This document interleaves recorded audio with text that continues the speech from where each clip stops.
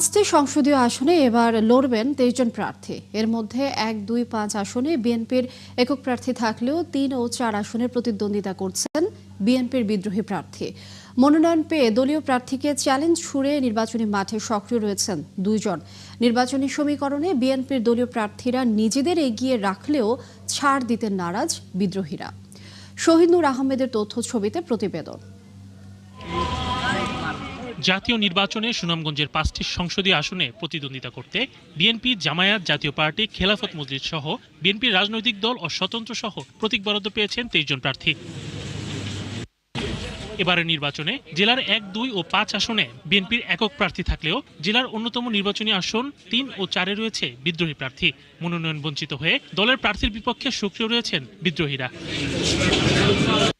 সুনামগঞ্জ 3 আসনে ধানের শীষের প্রতীক নিয়ে লড়বেন যুক্তরাজ্য বিএনপির 3 বারের সাবেক সাধারণ সম্পাদক ও বিএনপির জাতীয় নির্বাহী কমিটির সদস্য কয়সরে মাহমুদ। দেশি বিদেশি রাজনীতিতে সক্রিয় এই নেতাকে চ্যালেঞ্জ ছুড়ে বিদ্রোহী হিসেবে লড়ছেন জেলা বিএনপির সাবেক সভাপতি আনোয়ার হোসেন। আমি তো এখনো বিএনপি করি, বিএনপি ফিলোসফিকে আমি ধারণ করি, সেটা হচ্ছে বড় বিষয়। কিন্তু বিএনপির আরো অন্যান্য নেতাকর্মী যারা আছে অনেকেই আমার সাথে, ম্যাক্সিমামই আমি তো দেখি আমার সাথেই যোগাযোগ রক্ষা করছে, আমাকে ভোট দিবে, আমার সাথে কাজ করছে, এবং এটা নিয়ে তাদের কোনো সন্দেহ আমি দেখছি না। তবে রাজনৈতিক সমীকরণে এগিয়ে থাকা বিএনপির প্রার্থী মনে করেন সাধারণ মানুষের রায় ধানের শীষের পক্ষে যাবে।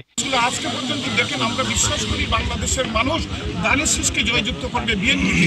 কারণ এ পর্যন্ত আমাদের নেতা তারেক রহমান যেভাবে আগামী সুন্দর বাংলাদেশ কিভাবে দেখতে চান, একটা সুন্দরভাবে উপস্থাপন করেছেন দেশের সামনে। সুনামগঞ্জ 4 আসনে বিএনপির হয়ে লড়বেন জেলা বিএনপির সাবেক সাধারণ সম্পাদক নুরুল ইসলাম।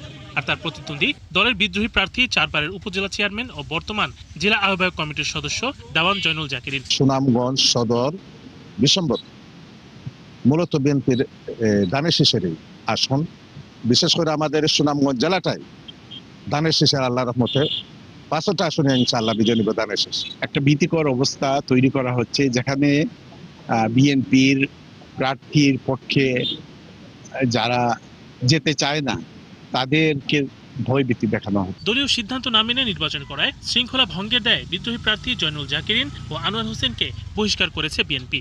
বহিষ্কৃত এই দুই প্রার্থী নির্বাচনী মাঠে কেমন সাড়া ফেলতে পারেন, এমন প্রশ্ন এখন রাজনীতির মাঠে। শরীফ আজাদ প্রীতম, ৭১।